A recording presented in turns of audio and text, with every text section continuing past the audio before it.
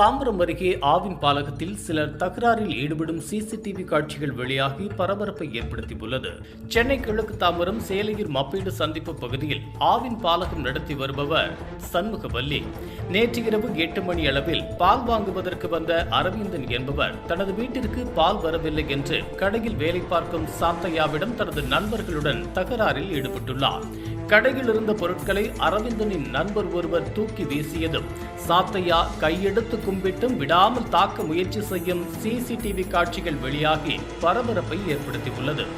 இந்த சம்பவம் குறித்து காவல்துறை கட்டுப்பாட்டினருக்கு சாத்தையா புகார் அளித்ததின் பேரில் சிசிடிவி காட்சிகளை கைப்பற்றிய சேலையூர் போலீசார் தற்போது வழக்கு பதிவு செய்து இரு தரப்பினரிடமும் விசாரித்து வருகின்றனர்.